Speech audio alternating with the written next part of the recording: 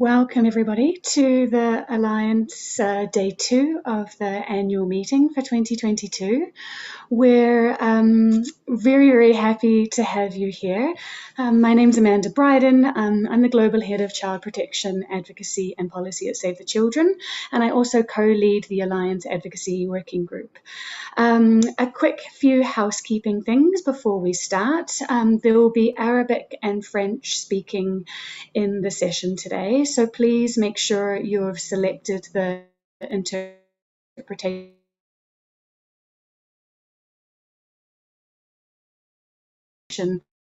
button and the language that you would prefer to be English button for when we get to those other language translations. Next slide.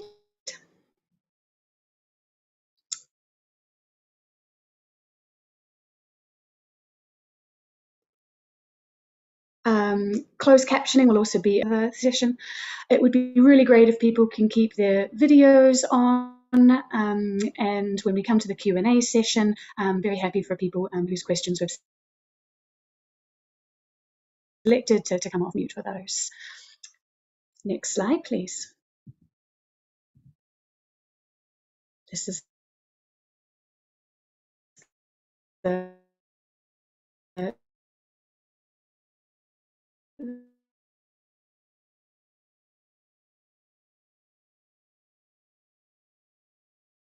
different translations for the housekeeping rules. Right, next slide, please. We go through to the beginning session. I think slide 9.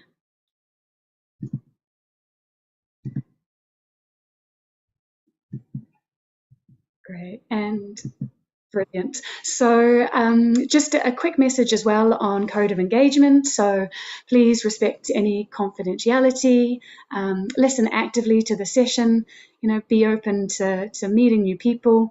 And yeah, please save your microphone on mute if you're not speaking.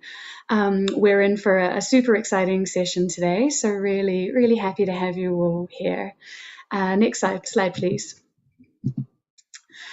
So we're going to, for the next 90 minutes, we are very lucky to have some great speakers here who will be focusing on 3 different examples to showcase the added value between integrating child protection and education programming. These efforts fit really squarely within Objective 3 of the Alliance's 2021 to 2025 strategy. It's called A Clarion Call, the Centrality of Children and Their Protection Within Humanitarian Action. And that Objective 3 is about multi-sector and integrated programming and collaboration. And we know that we can't achieve children's protection in humanitarian crises through just one sector. And we also know that children do not experience life through silos. As such, to ensure that children are fully protected, we must be doing this work across sectors. And so the Alliance seeks to ensure that children's protection and well-being are prioritised within this cross-sector collaboration. And today, this incredible lineup of experts is going to speak about a number of different integrated interventions that they have been involved in, the impacts of these and lessons learned. So on the screen there, you can see a list of from the National Foundation for Development and Humanitarian Response in Yemen. Sundus Badwi is the Education Supervisor for the Abjad initiative based in Syria. Sara is from the International Rescue Committee, and Koundja is our Child Protection Coordinator for IRC. And Paul is also from IRC, the Senior Integrated Education and Child Protection Manager. So we'll get to our speakers in a moment. They're going to have presentations on each of their contexts and the examples of integration. Then we're going to open up to have a bit of a panel discussion to delve into the findings a little bit more and finish with an opportunity to take a few questions for the different panelists. But firstly, before we dive into that, we've got 3 very short videos from each of the different organizations to give you a bit more of a snapshot about who they are and what they do.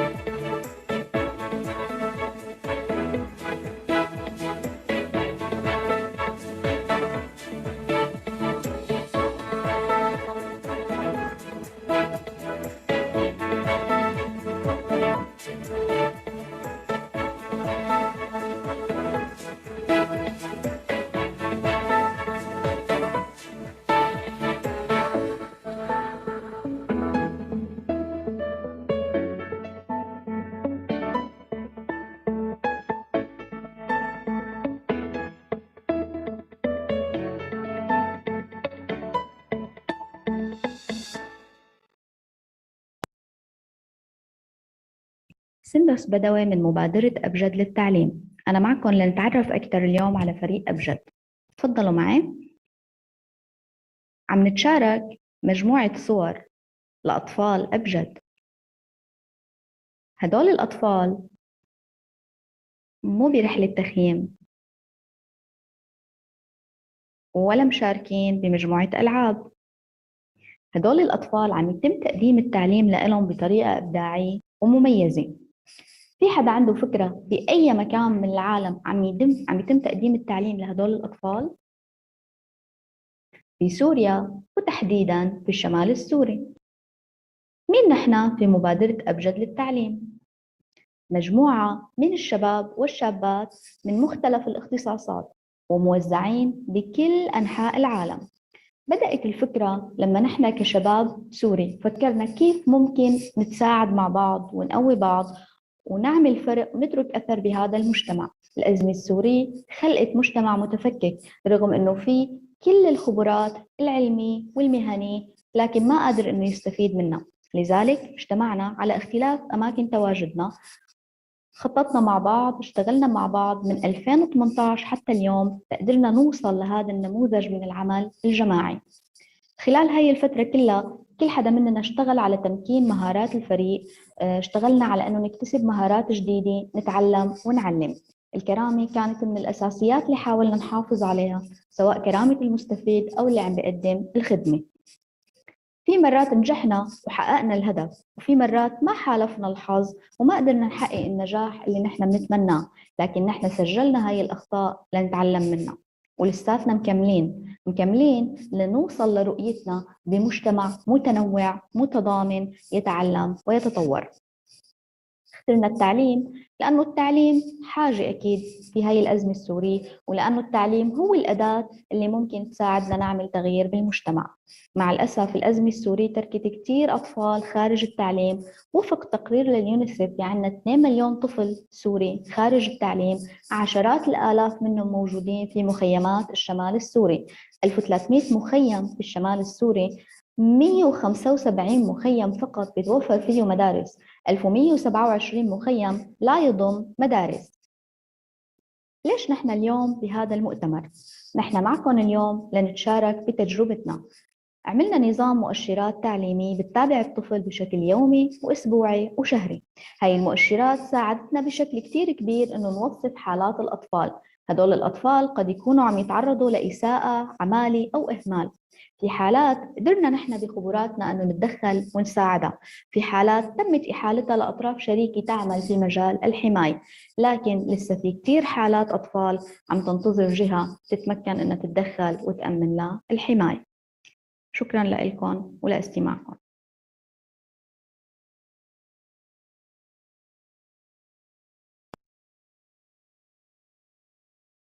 Hello, my name is Sara Mabger, and I'm the Child Protection Technical Advisor for the International Rescue Committee, which is a humanitarian organization founded in 1933 to respond to humanitarian crises around the world.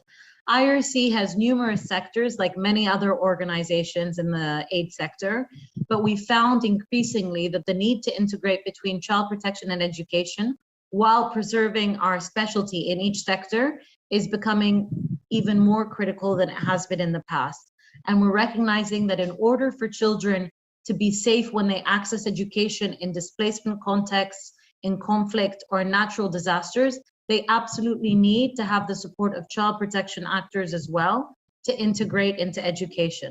And so IRC is really trying hard now to invest in these two sectors and to find opportunities where we can not only design projects together, but also implement them together and really have joint education child protection models to respond to children who are out of school, but also children who are in formal school.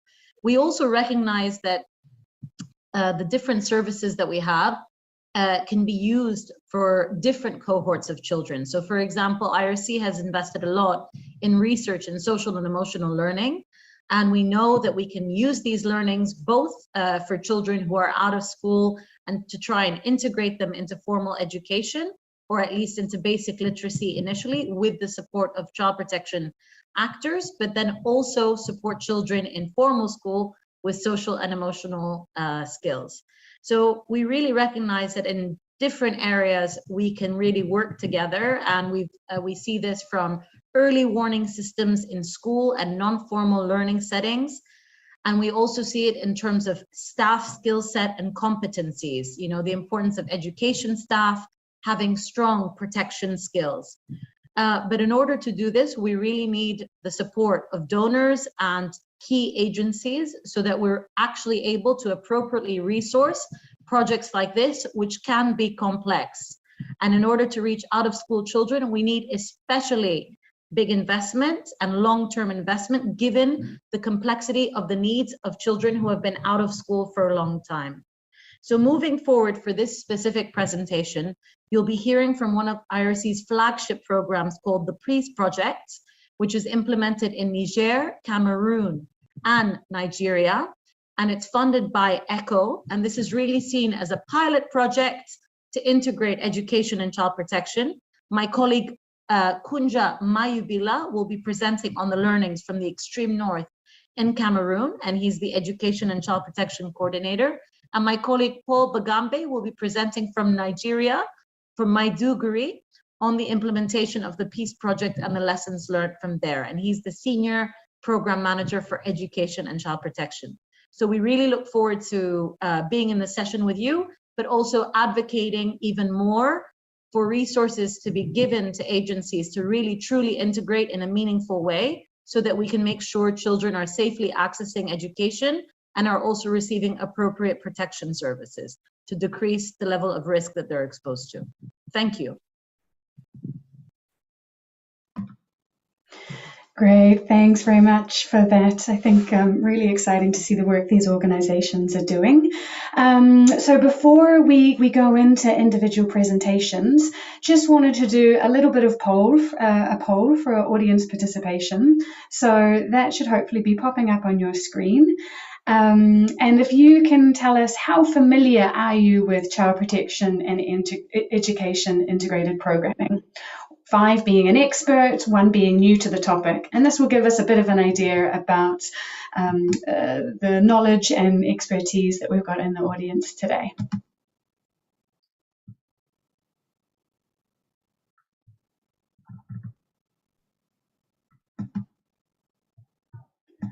Give it a second before the results come up. Don't know how quickly people are clicking on things.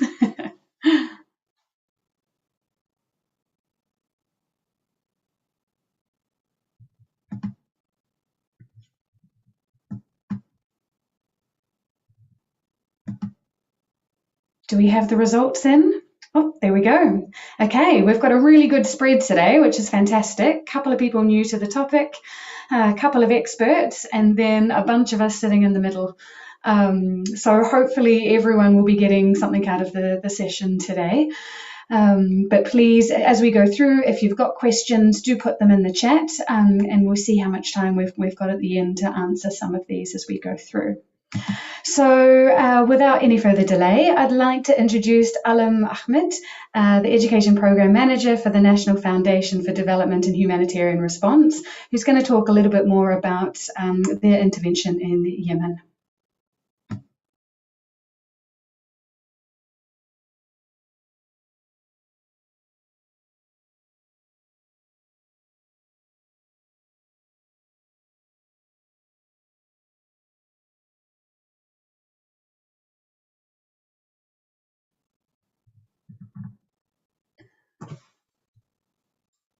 Alem, can you hear us? Hello, Amanda. Yes, I can hear you now. I think I have a problem with video, maybe because of the internet. I'm trying to open the camera. The camera is opened, but the site is black. I don't know why. That is These things are okay. Yeah, that is no problem at all. We can hear you very well, so please do start, and maybe we'll see your face, hopefully, inshallah. Thank you so much, Amanda. As you know, I'm Ahlam, an expert on education in emergencies and integration of child protection into education activities, representing the education cluster in Yemen, and I'm sharing with you our experience at NFDHR in integrating child protection activities with education and emergencies projects. Based on our belief in child protection and the education program, we have been keen to integrate child protection activities into the education projects that we implement. And here is one of our projects funded by ECHO in partnership with UNICEF and the NRC. Can you move to the second slide, please, Amanda?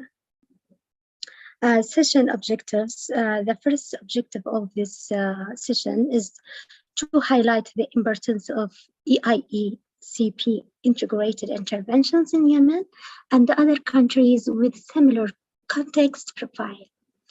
Sharing the challenges we faced during the design and implementation of the projects, lesson learned, and the transfer of experience to workers in the field in countries with similar conditions.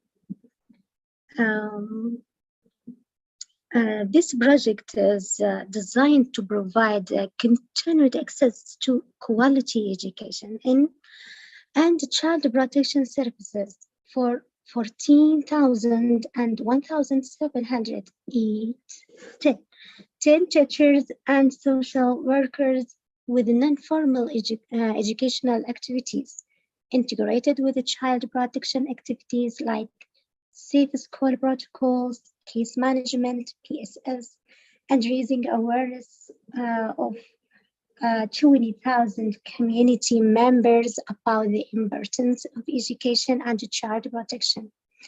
The project is being implemented in the areas most affected by war, displacement, and armed conflicts in Yemen.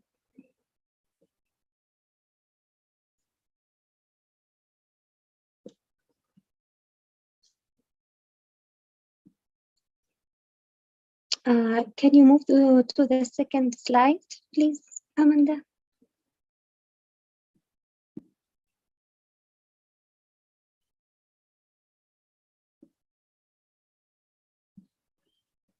Project name Access to Education for Displaced and Host Community Children in Maghreb Governorate.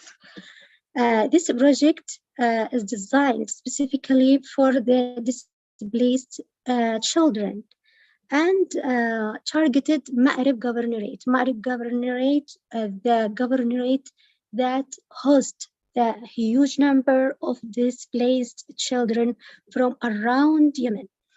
The project provision of non-formal education opportunities leading to IDPs and host communities, children learning in safe and protective environment and supporting them in their future successful transition back to the formal education system, including their national level certification as recognition for learning completed.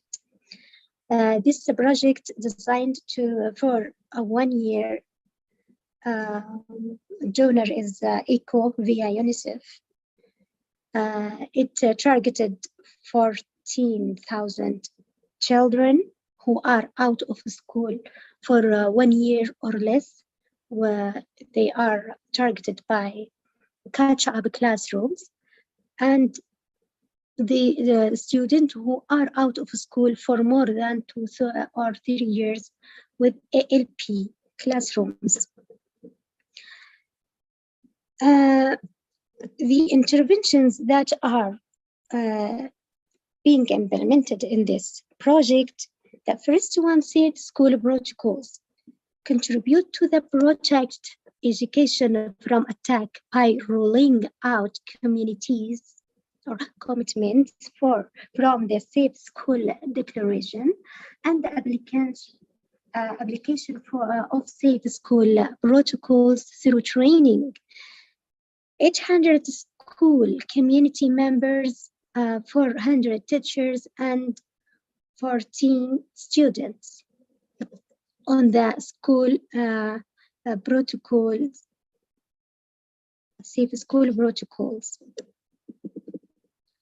Alternative, the second activity or the second intervention that is in this project is alternative learning pathways. Increase access to alternative learning pathways for 14,000 conflict affected and or displaced children through establishment of temporary learning spaces, including wash facilities and identification as a part of existing learning spaces. The temporary learning spaces will also be provided with wash facilities and essential cleaning hygiene materials to keep good, a healthy and safe environment, protecting children against illnesses associated with poor hygiene and sanitation in schools, such as cholera and COVID-19.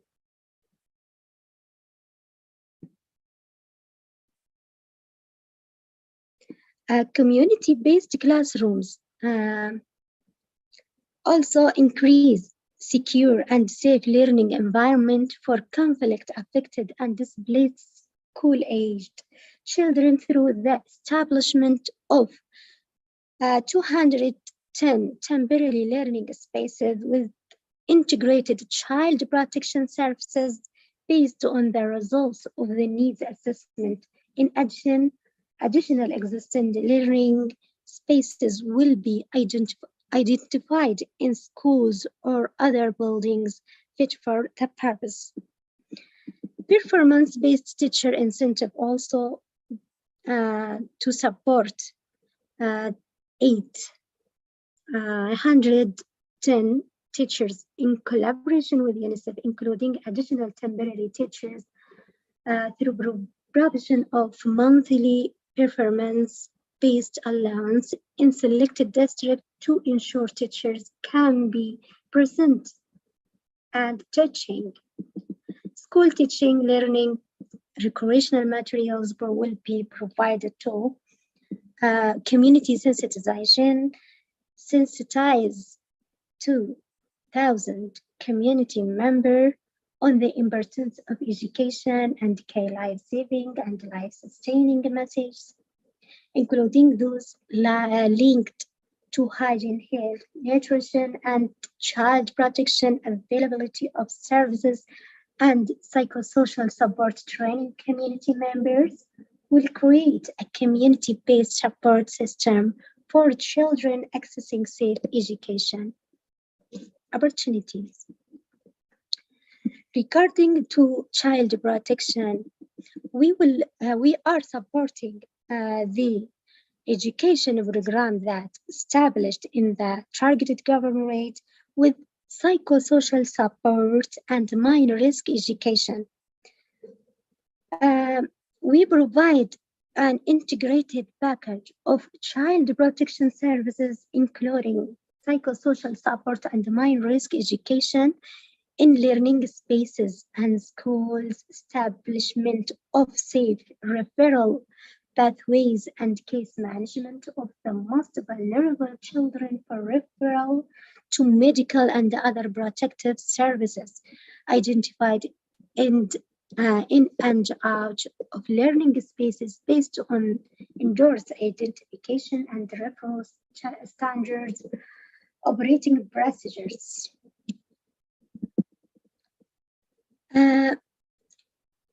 Also, integration into formal learning system.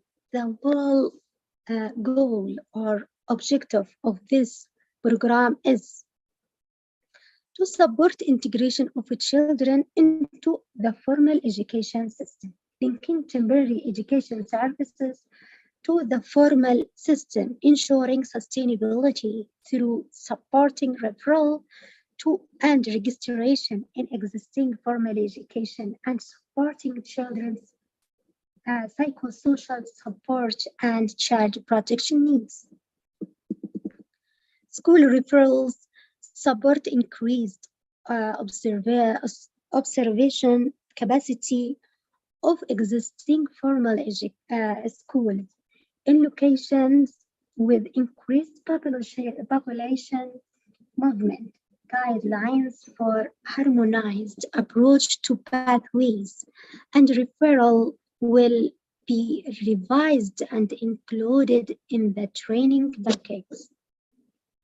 In this project also, we focused on a capacity development for the teachers for 1,513 staff members working on all education and CB activities, including social workers, mentors, administrative staff, and PSS facilitators are provided with professional development support. They got supporting and capacity building and active learning, classroom management, essential teaching methods and techniques to provide non-formal learning opportunities to IDPs and host community children. They got a capacity building package on child protection activities and programs, such as safe school protocol and child protection, psychosocial support, case management, and referral pathways, minor risk education, life skills, communication, leadership, planning, and self-confidence. Great.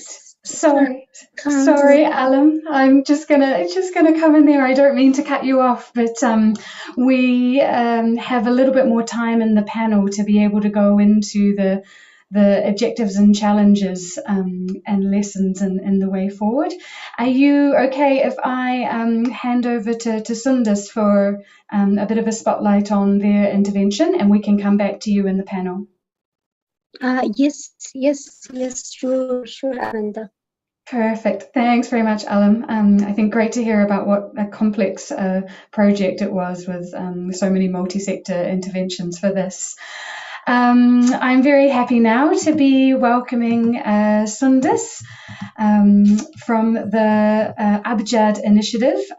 Sundus Badwi is an education supervisor. Sundus, the floor is yours. مرحبا جميعا. سندس بدوي من مبادرة أبجد للتعليم.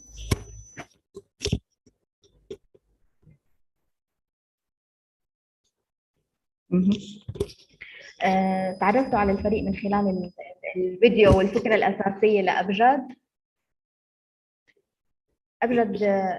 أبجد مبادرة للتعليم بتطبق التعليم بالمخيمات من خلال عدة برامج. عندنا برنامج اقرأ، برنامج إدراك، وبرنامج الياسمين اللي هو منصة تعليمية إلكترونية بتحاول تعلم اللغة العربية للأطفال. من خلال هاي البرامج نحن عم نحاول نعمل تدخل للأطفال اللي خارج قطاع التعليم. Please, can you give me the next slide, please? The next one. أنا هون اليوم لحتى أشارككم بجزء من تجربتنا اللي طبقناها في برنامج اقرأ بالمخيمات التعليمية. نحن كفريق تعليمي شبابي. طبعا مبدئيا نحن ما بنعتمد على أي تمويل من أي منظمات. نحن فريق شبابي عم بيحاول يقدم التعليم للأطفال بهي الطريقة. واحدة من التجارب اللي طبقناها ببرنامج اقرأ بالمخيمات هي المؤشرات التعليمية. المؤشرات التعليمية هي الأدوات اللي نحن بنستخدمها لنتابع العملية التعليمية المتعلقة بالطالب. الهدف من هاي الأدوات إنه ترصد أي تغيير بيصير عند الطالب، سواء كان تحسن أو تراجع في مستوى الطالب، لنقدر نوصف حالته التعليمية ونعمل تدخل مناسب من أبجد، سواء كان تدخل مباشر أو غير مباشر.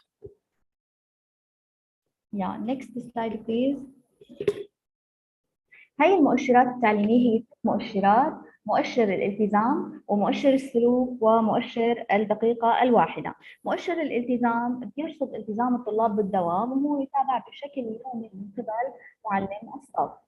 مؤشر السلوك بيرصد سلوك الطالب أثناء تواجده بالمدرسة، وهو يتابع بشكل أسبوعي من خلال معايير مرتبطة بالنظافة الشخصية، النظافة العامة، التعاون مع الزملاء، التعاون مع المعلمين، الحفاظ على أساس المدرسة. مؤشر اختبار الدقيقة الواحدة هو المؤشر اللي بيرصد المهارات التعليمية اللي تمكن الطفل من اكتسابها وتحصيلها خلال أسبوع واحد. طبعا تتضمن المواد اللي نحن بنستخدمها اللي هي اللغة العربية، اللغة الإنجليزية، العلوم، والرياضيات.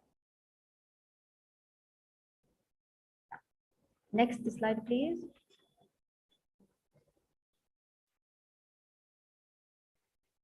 هاي المؤشرات بتابعها معلم الدعم اللي هو مسؤول عن متابعة التغييرات التوصيفية على المؤشرات الثلاثة، لحتى يقدر يحدد من خلال هاي التغييرات نوع تدخل رح يعمله.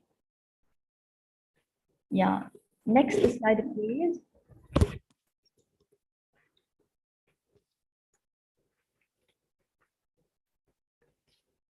سجلنا نحن بشهر 4 في برنامج اقرأ تراجع بالتزام الطلاب في الصف الرابع في برنامج اقرأ.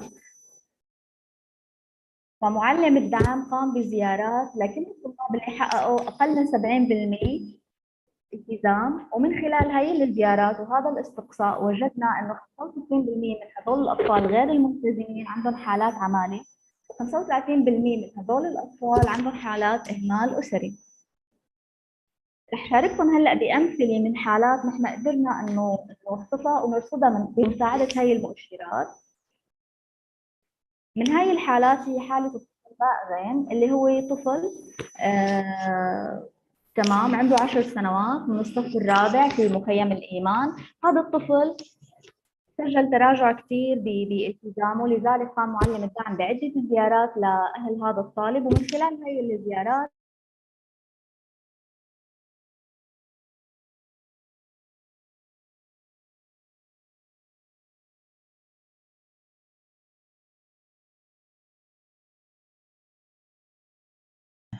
Maybe go to the next slide.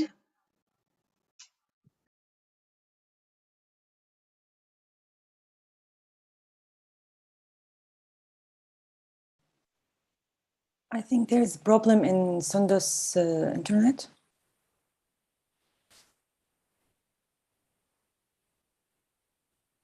I think so. Apologies, we seem to have lost Sundus's connection. Maybe while we try to get her back, we could jump to our next speaker. Would that work? If you want, I can continue. Or would you like to continue? That would be great. Maybe. If you're able to Maybe. step in and continue. Yeah, but can you move to the next slide? Sure, next slide. Perfect. And I will continue in Arabic. Okay. يعطيكم العافية. شكرا جزيلا لدعوتنا للمؤتمر. أنا سحار، متطوعة مع مبادرة أبجاد. سندس كانت عم تحكي عن قبل ما يقطع الإنترنت، كانت عم تحكي لنا عن أحد الطلاب اللي واجهنا معه أو خلال دوامه معنا بالمدرسة كان عنده مشكلة عمالة، هو ما عم يكون ملتزم. فنحن على أحد المؤشرات التعليمية اللي هو مؤشر الالتزام قدرنا نلاحظ إنه هذا الطفل هو غير ملتزم معنا، نتيجة يعني بعد ما معلم الدعم شاف عدم التزامه، فهو قام بزيارة للأهل لحتى يعرف ليش هذا الطفل ما عم يلتزم معنا. فعرف إنه هذا الطفل هو عم يواجه مشكلة عمالة، إنه هو عم بيشتغل مضطر نتيجة الظروف المعيشية ضمن المخيم، فهو عم بيضطر إنه يشتغل، فبالتالي هو ما عم بيكون قادر على إنه يداوم معنا بالمدرسة.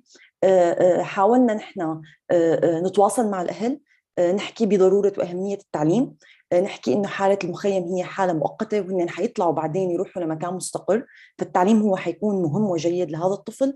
وبنفس الوقت نحن حاولنا نرجع نشد هذا الطفل ونرجعه لحتى يكون معنا ضمن المدرسة من خلال عدة أنشطة كانوا المدرسين عم يعملوها، معلم الدعم عم يعملها، ونفس الوقت كان في أنشطة تعليمية ترفيهية حتى نحاول نرفع من مستوى التعليم لهذا الطفل. وبالتالي نحن هذا الطفل قدر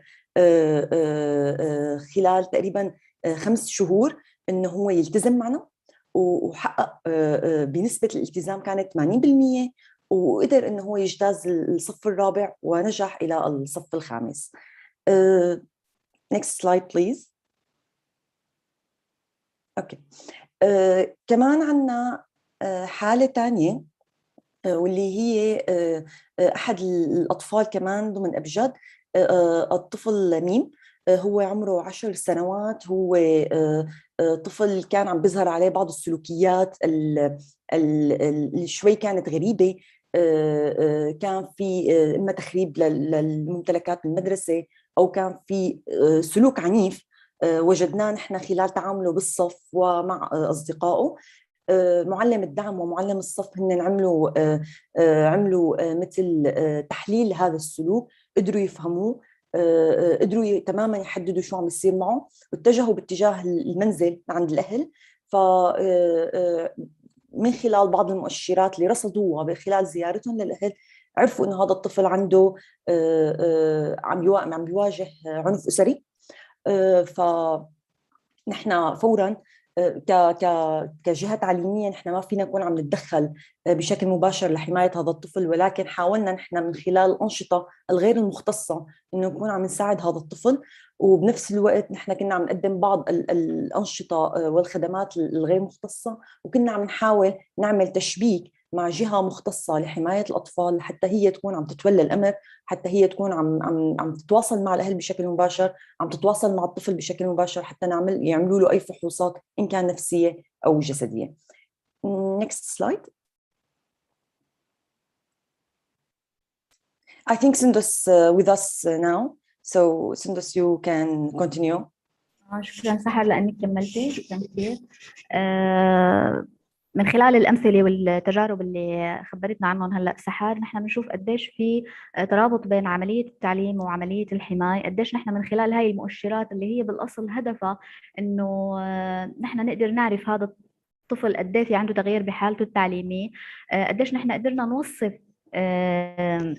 حالة الطفل، قديش نحن قدرنا نعمل كشف مبكر لهدول الحالات اللي ممكن يكونوا عم يتعرضوا لإساءة أو عندهم حالات عمالة أو إهمال. قديش نحن قدرنا نوصف هاي الحالات، ممكن نحن لأنه كجهة غير مختصة بشكل مباشر بالحماية قدرنا نحن نحولها لجهة مختصة تقدر إنه تتدخل وتعمل حماية لهدول الأطفال. بالنتيجة اللي حبينا نحن نأكد عليه من خلال تجربتنا باستخدام هاي المؤشرات التعليمية، قديش في ترابط بين الحماية والتعليم، وقديش مهم إنه نحن نضل متعاونين ويكون في هذا التشبيك بين قطاعات الحماية والتعليم. شكرا كثير لكم.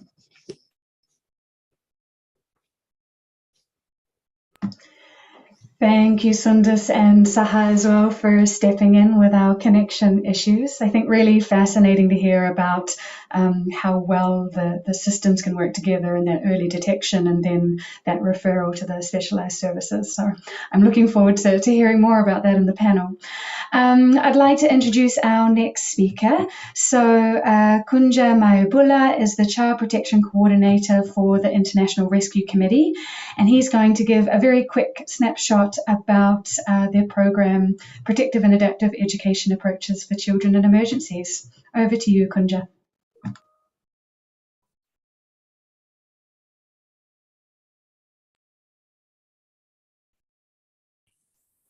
Hello, it's Paul is supposed to start and then I will...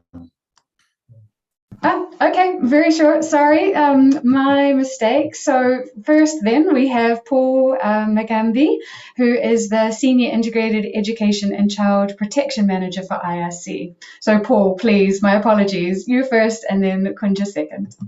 That's okay. Thank you very much, everyone. Good morning. This is protective and adaptive education approaches for children in emergencies, which is a multi-country, cross-country project implemented in Nigeria, Northeast Nigeria, Cameroon, and Niger, the regions that are affected by Boko Haram conflict.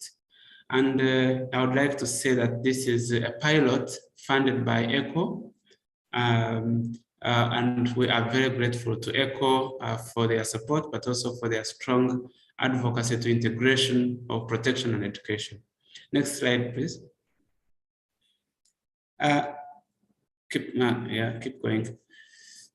Yeah, so the project in West and Central Africa is integrated education and child protection. Is a 3-year project which started in May 2020 and will end in June next year. As I said, it is across the 3 countries, but it is also a flexible and adaptive programming that allows to try new things, allows us to try innovation, keep going. As I said again, it is in Cameroon, Niger in Diffa region, Cameroon in Far North region, while in Nigeria, Northeast, 3 states of Borno, Adamawa, and Yobe. Next slide. And the theory of change of the project, keep going, next slide. So is that school-aged girls and boys in the 3 countries most affected by the humanitarian crisis have access to educational opportunities and improve their academic and social-emotional skills in safe and functional schools and learning spaces. So the project has 3 main results, and result 1 is on access, particularly having girls and boys enroll and attend safe education, formal and non-formal opportunities. The second result is focused on community support, where we are building on caregivers and community support to ensure girls and boys have access to learning, but in a safe environment. And the last, but not least, result is on teacher professional development, where we are supporting teacher and facilitators quality instruction in reading, mathematics, and social emotional learning to the beneficiaries. Next slide, please. Yeah, so as I mentioned again, under result 1, which is focused on access to education, we have models that we implement our education programming. The first one being acute response, and this is IRC's safe healing and learning spaces, where children who cannot access any form of learning in their communities or in their displaced camps, then they can go for acute response for a couple of months before they are either resettled back to their communities or something else can happen. The other model is accelerated learning program, which is children who are basically out of school, aged between 9 years to 14, who have not been in school for over a year, or who have never been to school at all. And the other one is catch up, mainly children at risk of dropout, and support to formal schools. Result 2, as I mentioned, is focused on caregivers and community access, and we're supporting a number of interventions ranging from caregiver community members support, development of school safety and early warning signs, child protection case management, parenting sessions, and under result 3, we are basically building capacity of teachers and facilitators and creating safe learning environments. Next slide. I have already talked about these models. You may skip that slide and go to the next. So in terms of child protection, yes, I will try to finish in 1 minute. In terms of child protection intervention, basically we have psychosocial support for children in formal school and safe healing and learning spaces, but we also support community child protection structures like community coalitions, child safeguarding structures, and then we do child protection case management at all levels, at the community level, at the school level, and we do this in collaboration with parents and community leaders. Probably I should stop here and then invite my colleague to come in. Thank you very much. Time wasn't really enough, sorry. It's all right, we'll have a little bit more time in the panel for a few questions and to follow anything up. Thanks very much, Paul. Koundja, please. Yeah, thank you, Amanda, and good morning all. I think Paul has given us an overview of the peace projects. I'm going to give some practical aspect on how we do to implement it in the field. So next slide, please. So the expectation for the implementation of the peace project is very high because, as we know, education team and child protection team, they have different area of expertise. So we need to build the capacity of both team, and child protection team members should participate in recommended education trainings, and CP staff regularly participate in training by education peers in socio-emotional learning. They should also understand the education model chosen in peace, and CP staff know education models, beta referrals, and support. In the other hand, education team members should participate actively in recommended CP trainings, and they should also understand how to identify and refer children using a trauma-informed approach. Next slide, please. A lot of cross-sector collaboration is really needed to achieve peace expectation. So we are looking for an integration across the 4 models that Paul has presented: the tutoring classes, the support to formal schools, and the safe healing and learning spaces. We are looking into increasing access to school for out-of-school children, and developing, having in place safe and protection access to education for the different model. And we think that we can increase community participation in promoting the integration between education and child protection. we also do think that we strengthen teacher capacity, both in education and child protection. And we give access to child protection service. We give access to children to child protection services. Yes, next slide. Yeah, as I have already said, there is a need for collaboration between the two sectors to have in place an integrated program. So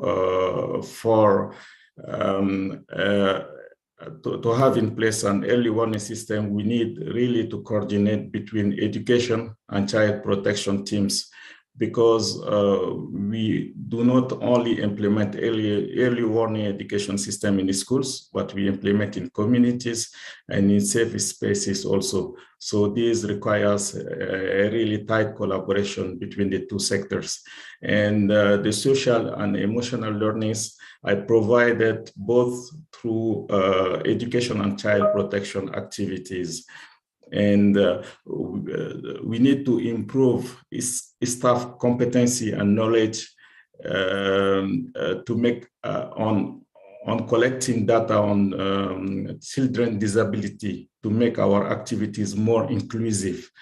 And then we need to train and support school community structures for really inform and so that they will be able to support both teams, and for safe identification referral trainings. We need also to strengthen access to education and child protection services for out-of-school children by implementing safe healing and learning spaces, and to have these integration in some areas as the far north of Cameroon. We need to develop we need to have integrated literacy and numeracy programs into Quranic schools, and also feedback mechanism in both education and child protection services. Next slide.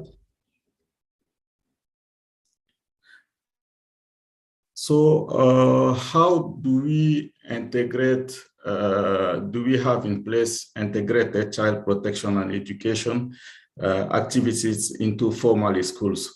To do that, we train teachers on child safeguarding, child protection, and early warning systems. And we hire and pilot child protection assistant for schools. So child protection staff that are dedicated for education, supporting formal schools.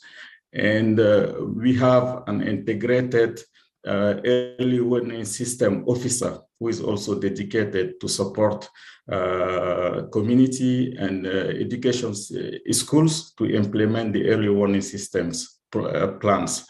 And we have also child protection care that support the schools, and we train teachers on healing classroom approaches. Okay, next slide. Maybe I can, sorry, Koundja, I don't mean to cut you off, but we'd love to hear a little bit about some of the lessons in the panel, if that's okay. Unless there's sort of a couple of things you want to say to wrap up, and then I can move us into the panel segment as well. Okay, maybe what I can say at the end is that budget really did not allow for child protection services to be extended in all the schools that we are working. So it is important to remember that child protection intervention is a deep one, and it requires a lot of funding. So to have in place a good integration between the two, we need to invest a lot on child protection activities, And so these require more funding than the traditional education system that we have in place. Okay, thanks. Thanks, Koundja. I think, it's a really great example for showing how complex children's needs are and all the different areas where there can be interventions and that cross-cutting between education and child protection. Very much looking forward to hearing more about that in the panel. So I'm going to move us over to that segment, and I'm very pleased to introduce Mike Kerakosian, who is my co-facilitator today. He is the Child Protection Specialist for World Vision in Lebanon, and he is going to kindly facilitate the panel. Over to you, Mike. Thank you so much, Amanda, and I'm really delighted to be here with everyone. It's a really lively discussion, and I'm really amazed by the great success that our very expert panelists today have presented to us. And to take it forward and unpack the findings, we will have, I think, around 20 minutes more or less to discuss in a Q&A session with our dear panelists. And I encourage everyone, our lovely participants as well, to include their questions in the chat, and we will make sure to monitor that and ask our panelists to answer those. So not to keep you waiting, we will jump right into it. So following our discussion and the presentations that we had from all those great examples related to education and integration of child protection, I'm inviting, of course, Ahlam, Sundus, Koundja, and Paul to unpack more and give us some insights, additional insights from their learning on the field. I will start with the first question, which I will ask first to Ahlam, which is related to what was the main findings of the project. And I would really kindly ask our dear panelists to be brief in their answers so that everyone has a chance to answer. Thank you so much. Ahlam, over to you. Thank you, Mike. Okay. The key findings for the project that the integrating education with CB intervention will result to return back a great number of out-of-school children. The key result of this integrated project will help 14,000 school-aged children to overcome the threats of war and conflict and be likely to go back to school. Also, 1,513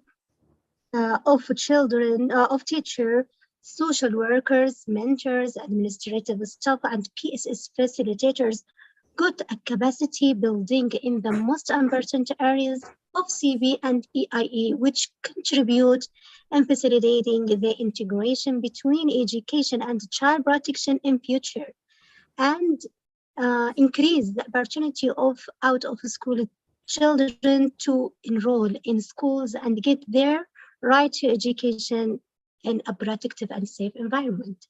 Thank you, Mike. Over to you.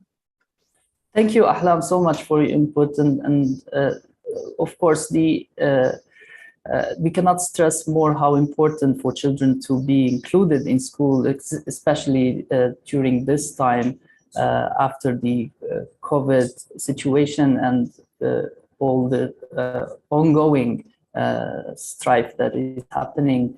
I will move forward to Sundus to hear about their main finding of the project. Sundus, over to you. تمام مايك. بالنسبة لنتائج التجربة اللي نحن شاركناها معكم واللي كانت مطبقة على الأطفال ببرنامج اقرأ المطبق بالمخيمات، هو واحد من برامج أبجد. أهم النتائج اللي نحن قدرنا نحصلها إنه نحن قدرنا نرفع نسب الالتزام لهدول الأطفال اللي هن أصلاً كانوا محرومين من المدارس، وكان كثير صعب علينا إنه نحن نرجعهم على التعليم.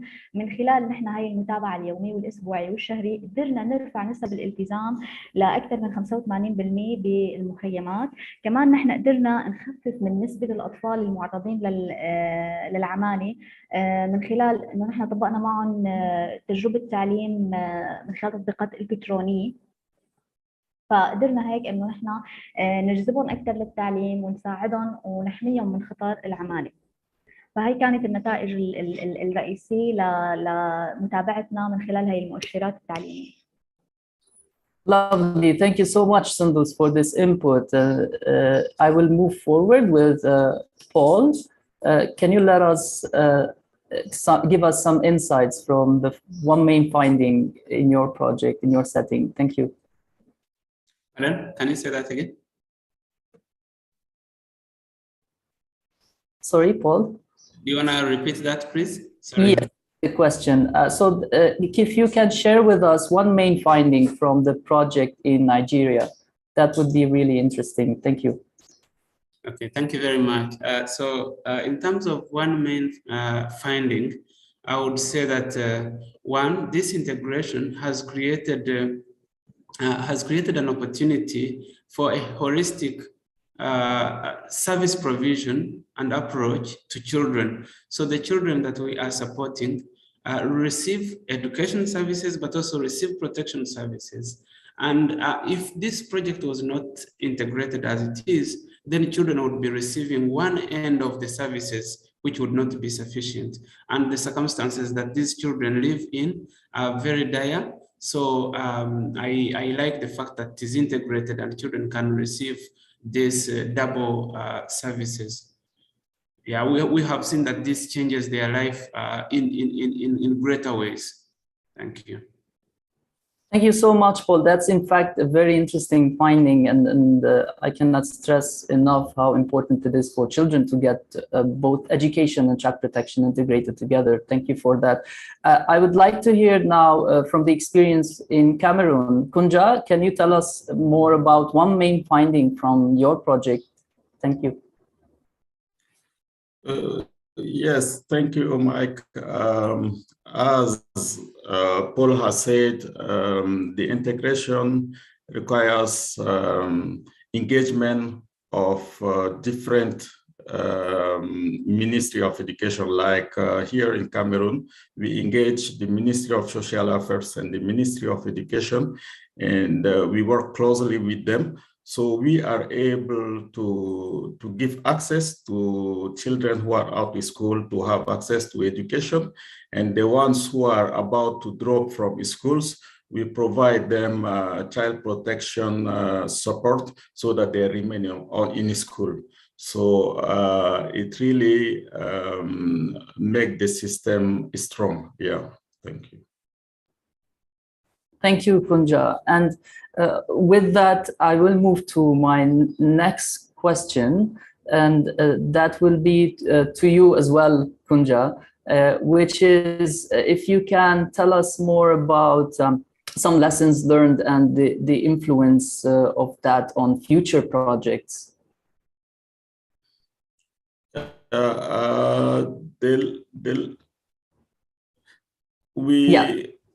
I think one of the recommendations for a long term is that we should have adaptive and flexible fundings, because it's not easy to have an integrated project in a short time. So here in Cameroon, we are lucky to have this 3-year funding with ECHO. And so I think we need to advocate for more long-term funding so that we will be able to learn in the process and bring in innovative activities to make it happen. Thank you so much for that, Koundja.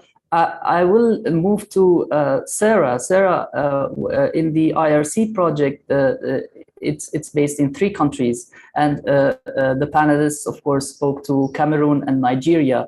Any input you would like to add from Niger, perhaps, or lessons learned from there?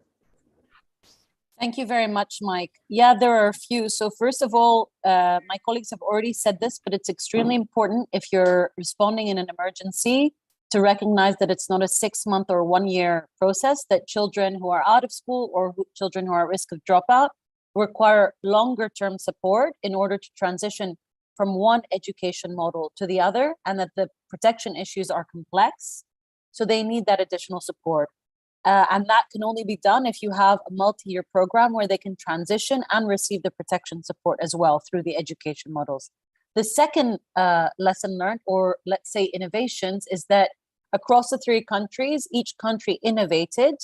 And in Niger, for example, they implemented a cash intervention that was preventing dropout, and it integrated both education considerations and protection considerations to target children at risk of dropout of school, formal school. And the second innovation that they did was targeting children with visual impairments in a school, reinforcing the education in the school with additional competencies, and then also providing protection services in that same school. So, and very quickly, just to say that Nigeria's innovation is working with praise singers to promote sensitization in the community on access to education and protection. And Cameroon's innovation is specifically on looking at integrated programming on out-of-school children. So those are great lessons learned as well for us to share at a later date. Absolutely. Thank you so much, Sarah. The level of integration in all those 3 countries and the complexity of the work, I can only imagine how all this effort you put. So thank you so much for doing that. I will remain with the same question to move to Ahlam. Ahlam, what are some lessons learned from the project in Yemen? The first lesson is supporting the integration of child protection activities with educational activities, because they are complementary to each other and each one contributes to the success of the other, as CB activities create an attractive and safe environment for children and support them psychologically. And this appeared clearly as there were children who refused to enroll in education programs, but when they were informed and notified that there were recreational activities, they changed their minds and joined education. And the other most important lesson is to spread the awareness with the local authorities, because they refuse such activities, and we need to advocate more for child protection activities. Thanks, Mike. Over to you. Thank you so much, Ahlam, for bringing, for shedding light on the importance of addressing the psychological concerns for children. I will ask Sundus about the lessons learned with the monitoring system that they implemented in the Abjad initiative in northern Syria. So, what are some lessons learned, Sundus, from your context? تمام. أهم الدروس اللي نحن تعلمناها من خلال تطبيق هاي المؤشرات إنه قديش مهم نحن نشتغل بطريقة منهجية بالاعتماد على مؤشرات محددة، قديش مهم نحن نتابع هدول الأطفال لنقدر نقدم لهم فعلا أنشطة هادفة تربوية تقدر ترجعهم لنظام التعليم، ومن خلال هذا التعليم أكيد نحميهم لهدول الأطفال. قديش مهم هذا الارتباط بين التعليم والحماية، ويكون في هذا التشبيك الاستراتيجي دائما بين قطاع التعليم والحماية لنقدر نقدم نموذج تعليمي تربوي هادف للأطفال، خاصة الأطفال هدول اللي هن أصلا طالعين من أزمة وفي عندهم كثير مشاكل. فكثير مهم يكون في هذا التشبيك والتعاون بين التعليم والحماية، ويكون العمل ممنهج ومحدد كمان لنقدر نوصل فعلا لنتائج. شكرا لك Sundus. I will remain with Sundus, and also this question in the chat is addressed to Sundus and Ahlam. So the question goes as such: the teachers participating in the family visits and follow-up at home report any concerns in workload in addition to their teaching work, and were the visits supported by caseworkers or only by teachers?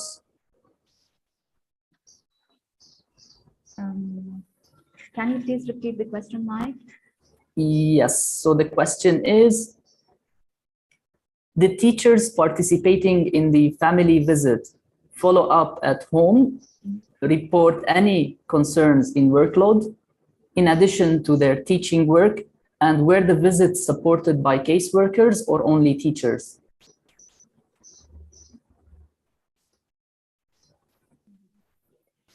هلا اكيد معلمي الدعم اللي كانوا يقوموا بهاي الزيارات اكيد كانوا يتحملوا اعباء، لكن نحن حاولنا ان نهيئ هاي البيئه ليقدروا يقوموا بهاي الزيارات مع اخف التحديات. يعني نحن قدرنا نعمل علاقات مع الاهالي بحيث انه الاهالي هنيك قدرانين يستقبلونا.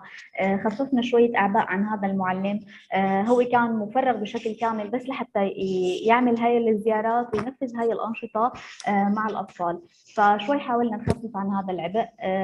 المساعدة من عاملين اجتماعيين بشكل مباشر ما تلقينا مساعدة مباشرة، لكن كان في مساعدات من خلال مثلا تدريبات، من خلال هاي المحاولات للإحالات بيننا وبين الجهات الأخرى. Thank you so much, Sundus, for your input. And I'm going to ask the same question to Ahlam. Ahlam, do you need me to repeat the question? Sorry, Mike, do you mean that the teachers were the only one who work in these activities? Yeah, the question basically is asked in this way: is did the teachers participating in the home visits and follow-up report any concerns in their workload in addition to their teaching work? And were the visits supported by caseworkers, or were they only as teachers doing the visits alone? Yes, in fact, the teachers, psychosocial support facilitators, the social workers, also the community members. We tried to make or establish community committees, and that helped us a lot in the project. So all of the team were working together, even teachers, community authorities, administrative staff, social workers. We were all working together, and that facilitated the activities. Thank you so much, Ahlam. And with that, I'll move to my next question to the IRC team. And I will leave the space for whoever would like to answer this question. It's related to the donors and the influencing or convincing donors. So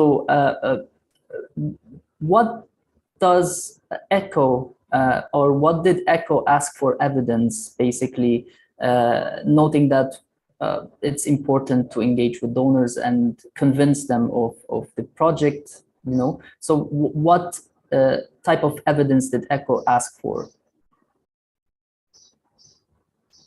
Maybe I can take this question quickly, and then if Koundja or Paul have something to add. ECHO asked us for integrated assessments, which the teams in the 3 countries worked on. But ECHO's main focus was that this was a learning opportunity and a pilot. So they've emphasized the importance of us being flexible with adapting our approaches and then learning from innovations, which is why in each country we're implementing and we're standardizing certain approaches, but there are some differences in innovation. And we've really focused on, as an organization, on collecting learning throughout. So the teams have done assessments in formal schools, they're doing assessments with Quranic schools, and all of that with an end game in the 3 years at the end of the project to have some more lessons learned as to what worked and what didn't. And we also have some things that didn't work that we want to document well. And Koundja, Paul, I don't know if there's something else that you want to add. Yeah, just to emphasize what Sarah said, cross-learning. ECHO would like to see across the country learning what Nigeria is learning from Cameroon and vice versa. Yeah, and how we are putting that learning into action and how it is, fitting into the context of different countries. Thank you. Thank you so much, Sarah and Paul. I would like to add another question, which was also shared in the chat, and it's about state actors and sustainability. And this is a question for all our dear panelists. So if you feel that you want to answer, just go right ahead and answer this question. And it is warming up to integration and picking up from where the project ended. How does state government entities follow up and ensure sustainability and accountability for children?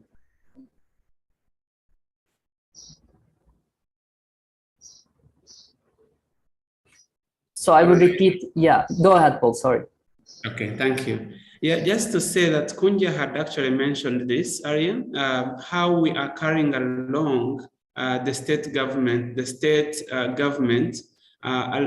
from the very start of program design, program implementation, program monitoring, and reporting. So we carry them along and we build on community, but also government approved structures.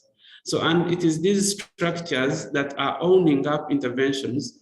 For example, early warning systems, they are built on community structures, and community can and will continue to monitor these early warning signs, for example, safety plans, etc. So we are building on existing government structures, and we are carrying government along, and we hope by this sustainability will be strengthened. Thank you. Thank you so much, Paul, for your feedback on this one, and I'll give the space for another panelist to answer also for additional input on this question. Okay, thanks, Mike. Maybe I will add a bit on what Paul has said.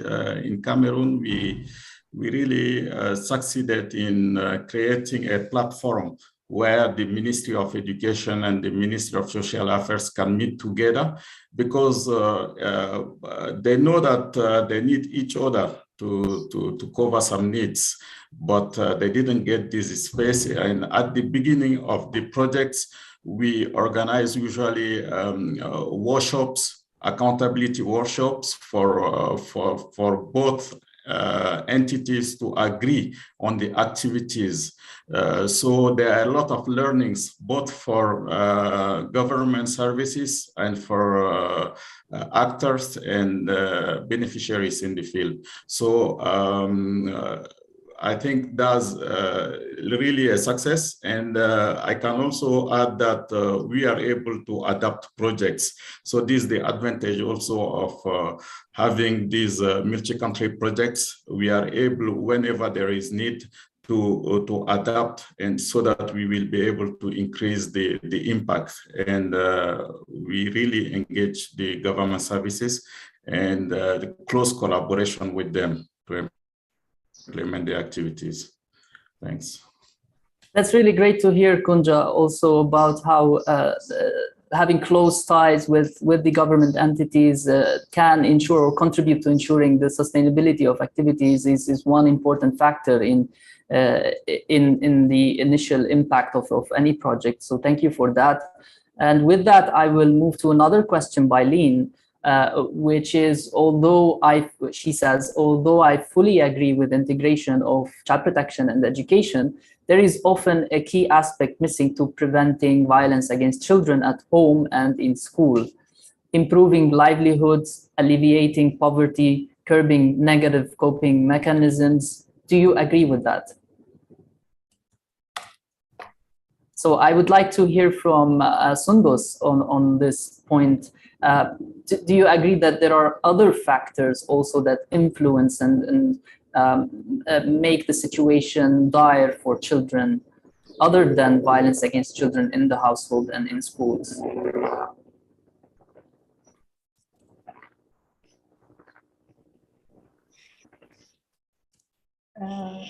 اللي وصلني مايتي من السؤال انه في شيء اكثر من موضوع العنف ممكن انه ياثر على الاطفال اللي عم يتعلموا بالمدارس.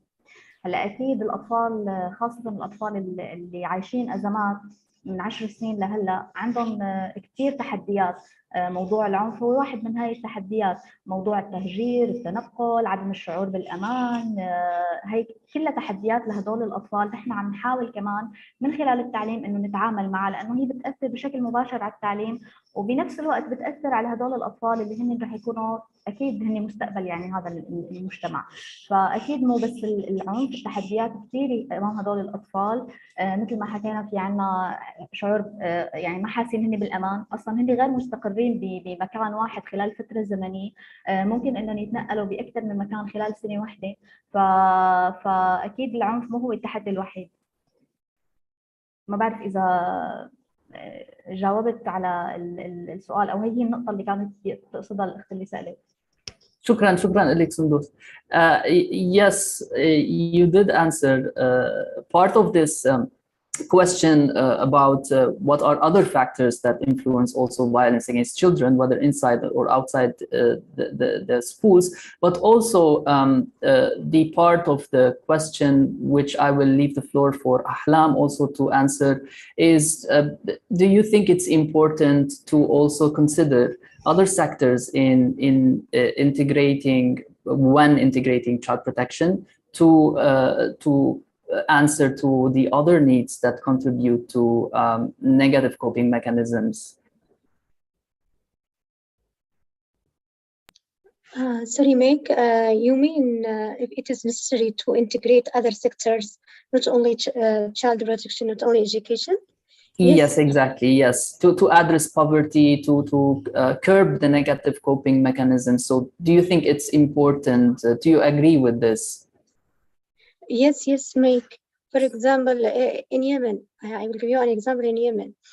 Because of the war, the community, most of community are living in line of poor.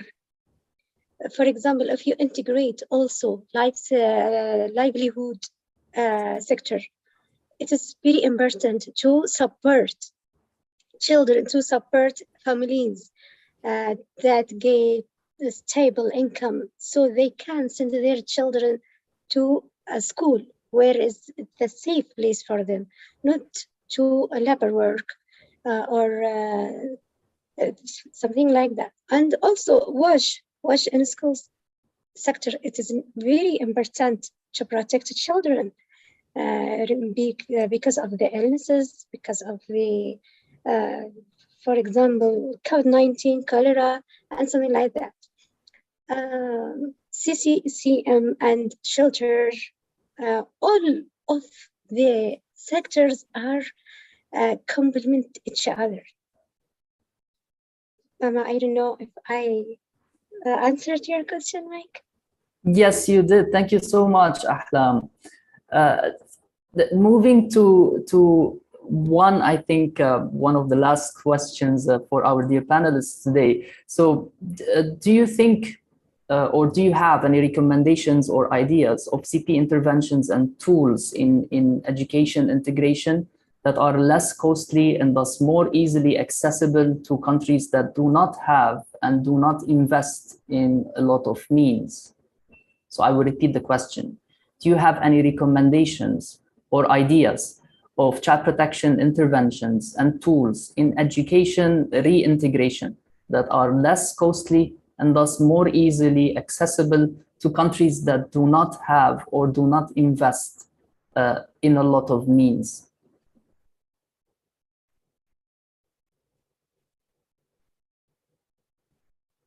Mike, is the question to me or to all? It's for all the panelists. Whoever is willing to answer, please go ahead and answer. Thank you. Okay, Mike, from my point of view, advocacy is needed so donors can support these activities. Also, to give attention to mental health Also, it is needed and very important. Yes, that is the most important thing, and distribute or spread the package of guidelines and manuals more.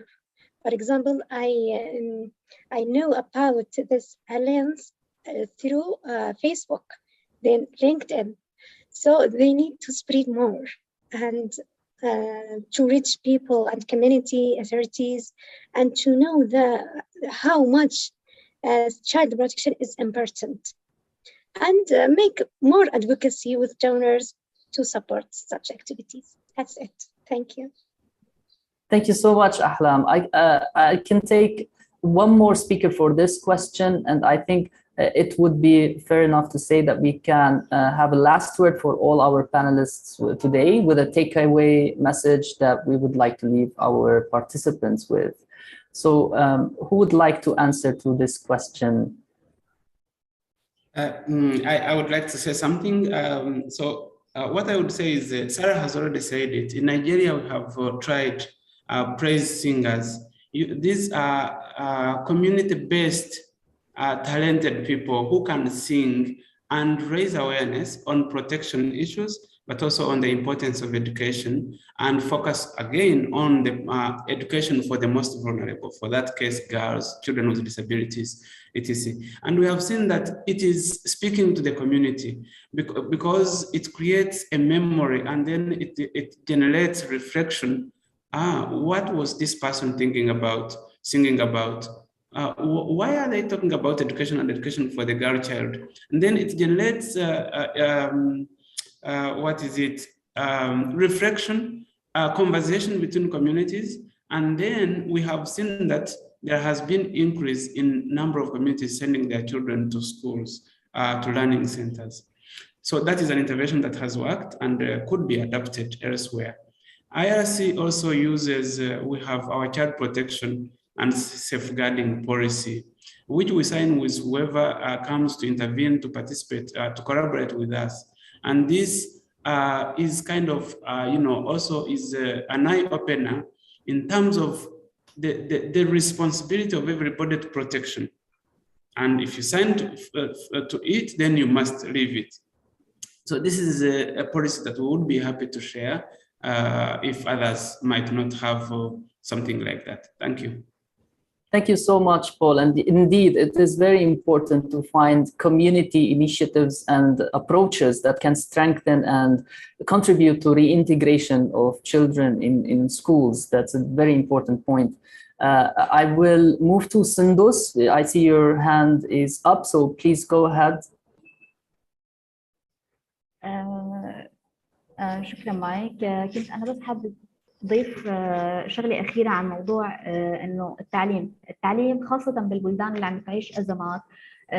لحتى ينجح هذا التعليم المفروض يكون من المجتمع، ونكون نحن كشباب نحن عم نساهم بخلق هذا النموذج المجتمعي اللي بيعتمد على الخبرات الموجودة والمهارات الموجودة بالمجتمع، سواء من ناحية الخبرات العلمية أو المهنية أو حتى بموضوع الدعم، مثل التجربة اللي عملناها نحن بأبجد. نحن كفريق أبجد نحن فعلا مبادرة مجتمعية، ما في عنا دعم مثلا من منظمة محددة، لكن بنعتمد على دعم السوريين للسوريين بهذا الموضوع. ولذلك الحمد لله قدرنا نستمر من 2018 لليوم بهاي المشاريع التعليمية وما توقفنا.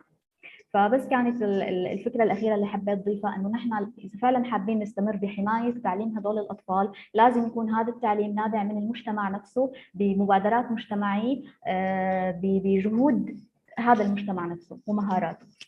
شكرا كثير. Shukran la'alik, Sundus. So with that, we have exactly 20 seconds for all our dear panelists for having a very fast wrap up with a key message that we need to provide to our participants today. So what is that key message? And I will start with Sarah. Sarah, what is your key message for our audience today? My key message would be that we need to adapt education and protection approaches for different cohorts of children.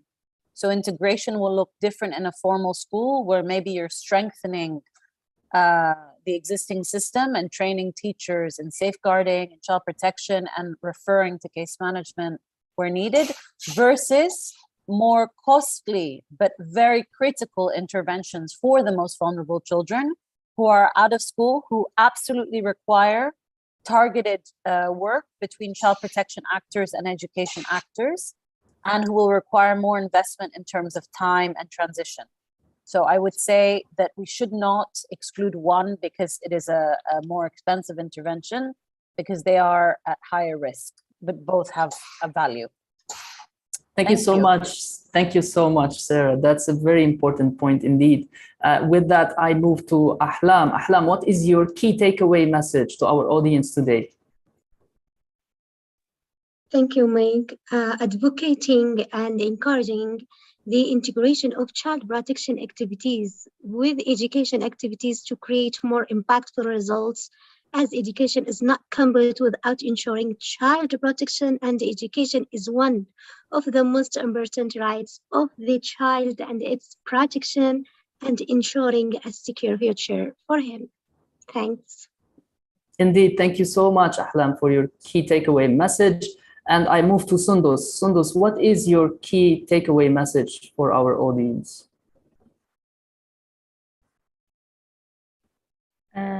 بالنسبة لرسالتنا، نحن حبينا كفريق أبجد نشارك اليوم معكم رغم أنه تجربتنا أصغر من الزملاء اللي موجودين، لكن حبينا نفرجي هذا النموذج من العمل وقديش هذا التعليم، قديش قطاع التعليم مهم، وقديش لازم يكون في هذا الترابط المستمر وبين التعليم والحماية، وقد ممكن نحن نخفف كلفة التعليم، عفوا كلفة اللي ممكن نحطها على الحماية. إذا دمجنا بين التعليم والحماية ممكن نوصل لفعلا أنشطة هادفة تفيد هذول الأطفال اللي هن كتير معرضين لكتير أشياء، يعني بحاجة هن حماية منها بهاي الظروف اللي عم يعيشوها، خاصة بضمن الأزمات.